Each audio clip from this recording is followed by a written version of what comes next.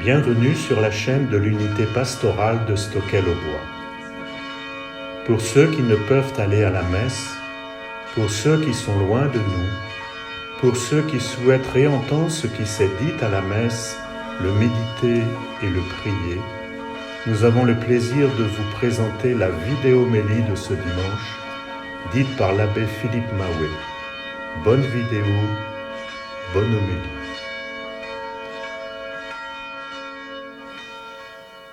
Bonjour. Nous sommes le 23e dimanche du temps ordinaire et encore en ce début du mois de septembre, c'est le temps de la rentrée, un temps marqué, vous le savez, par des incertitudes. Et l'Évangile nous invitera à retrouver le sens de la communauté et de la réconciliation. Alors voici l'Évangile de Jésus-Christ selon saint Matthieu. En ce temps-là, Jésus disait à ses disciples, « Si ton frère a commis un péché contre toi, va lui faire des reproches seul à seul. S'il t'écoute, tu auras gagné ton frère. S'il ne t'écoute pas, prends-en plus avec toi une ou deux personnes, afin que toute l'affaire soit réglée sur la parole de 2 ou 3 témoins. S'il refuse de les écouter, dis-le à l'assemblée de l'Église. S'il refuse encore d'écouter l'Église, considère-le comme un païen et un publicain, car, amen, je vous le dis, tout ce que vous aurez lié sur la terre sera lié dans le ciel, et tout ce que vous aurez délié sur la terre sera délié dans le ciel. Et pareillement, amen, je vous le dis, si 2 d'entre vous sur la terre se mettent d'accord pour demander quoi que ce soit, ils l'obtiendront de mon Père qui est aux cieux. En effet, quand 2 ou 3 sont réunis en mon nom, je suis là, au milieu d'eux. » Acclamons cette parole du Seigneur. Louange à toi, Seigneur Jésus.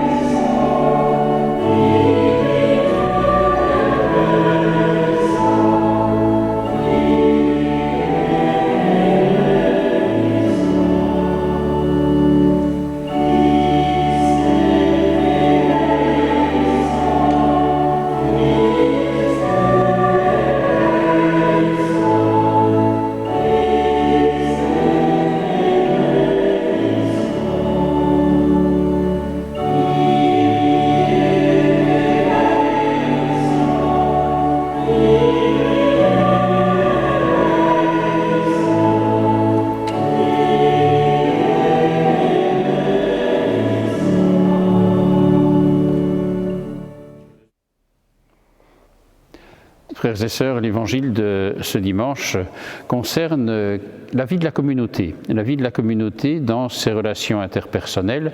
On pourrait presque dire aussi dans la gestion des conflits. Mais attention, ici, non pas au niveau psychologique d'abord, mais au niveau spirituel. L'évangile est là pour nous engager dans une démarche véritablement spirituelle et c'est ce que nous allons essayer de découvrir aujourd'hui. Alors que dit Jésus ? Jésus dit, si ton frère a péché contre toi, il ne dit pas d'abord si tu as péché contre ton frère. Oui, ça semble évident qu'alors il faut aussi faire une démarche de réconciliation. Mais si ton frère a commis un péché, et donc, il y a là à reconnaître, je dirais, cette relation qui a été rompue par le péché. Et il est important peut-être de resituer cet évangile.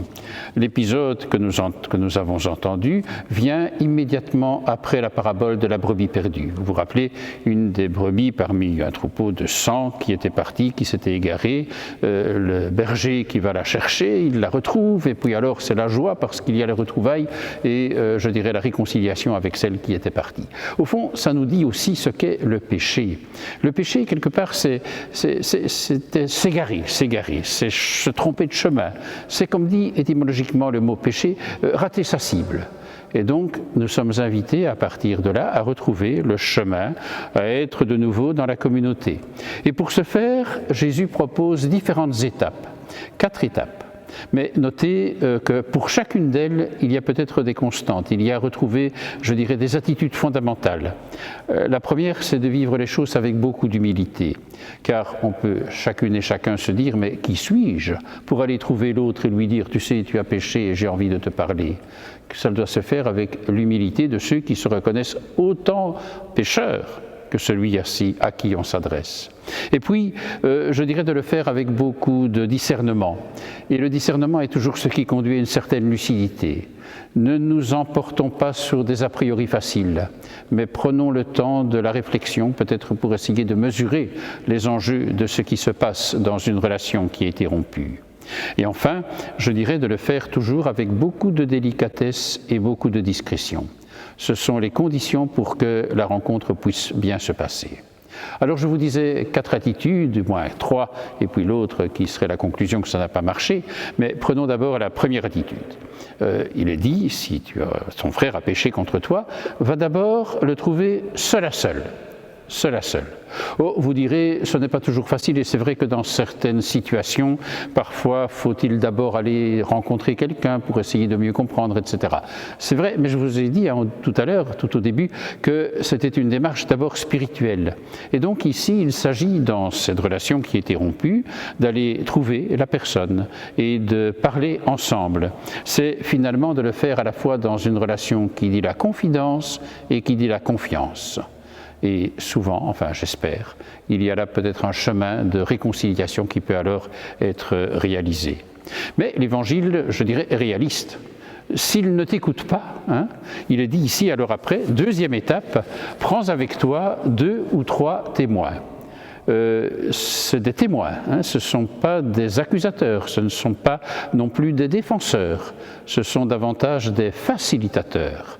Et donc des personnes qui, avec vous, avec chacun de ceux qui sont concernés, je dirais, feront le chemin pour être, je dirais, sur un chemin de réconciliation dans la lucidité de la démarche à vivre ensemble. C'est une présence qui est faite d'écoute, d'un souci de clarification. Et c'est vrai que parfois, l'écoute attentive de quelqu'un qui est bienveillant peut nous aider ainsi à entrer dans un chemin neuf qui est ce chemin de renouveau. Et puis alors, si ça ne marche pas encore, parce que de nouveau, le réalisme de l'Évangile, il a dit, troisième étape, dis-le à la communauté de l'Église.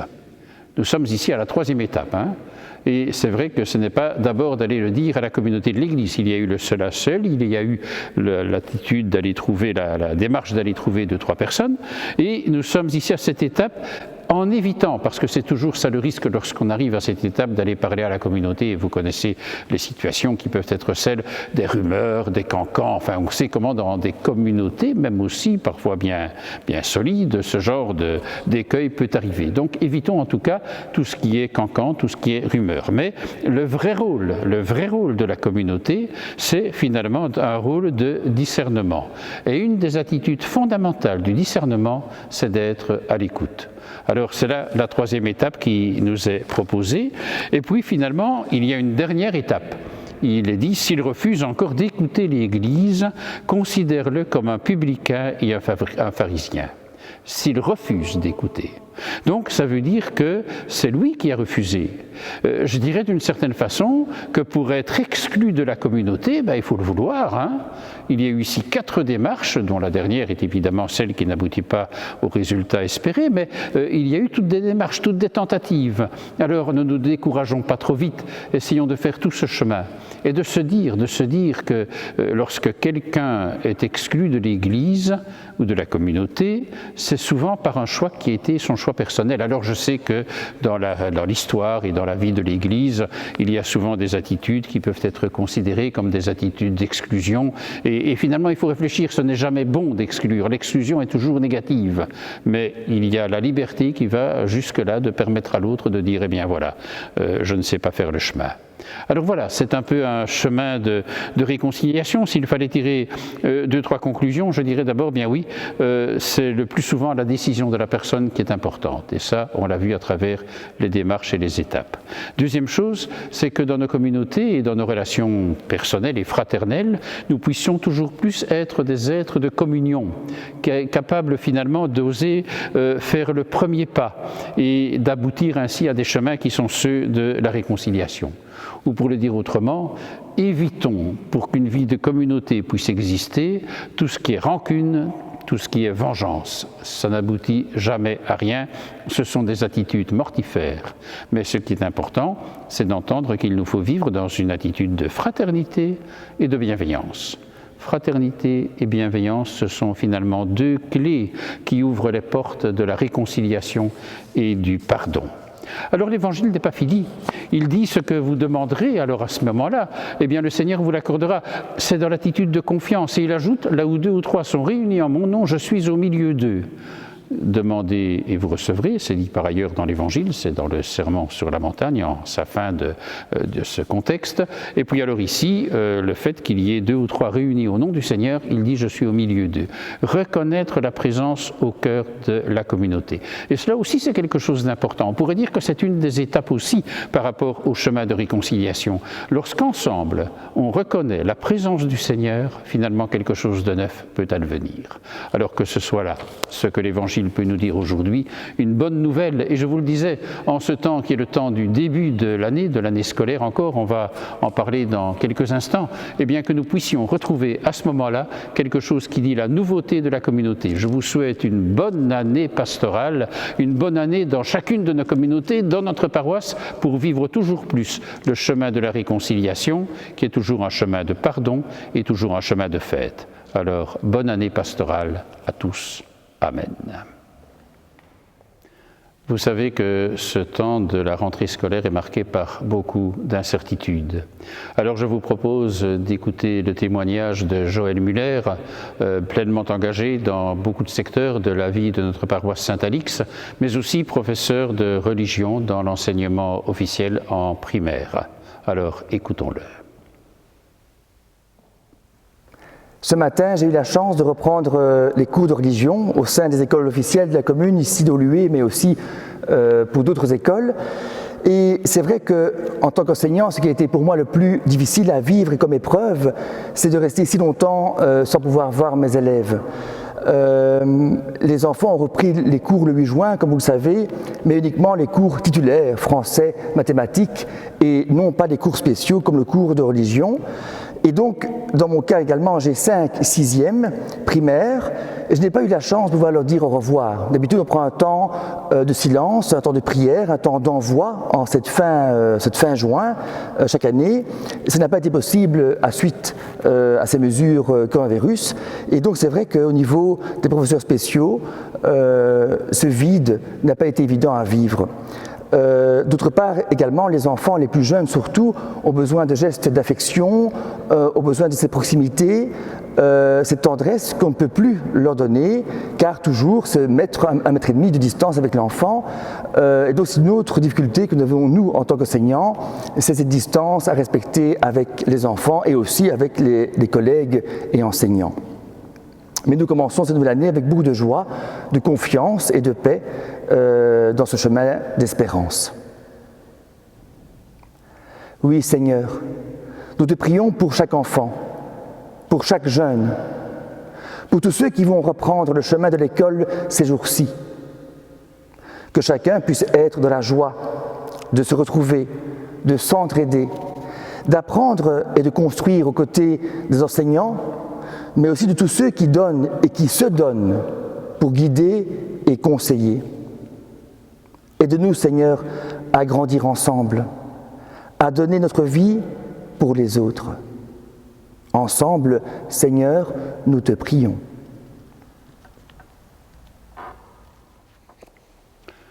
Il n'y a pas de plus grand amour que de donner sa vie pour ceux qu'on aime, dit Jésus, et c'est ce que Joël disait dans la conclusion de cette prière. Alors prolongeons ce qui vient d'être dit par la prière qui est celle du 23e dimanche de ce temps ordinaire.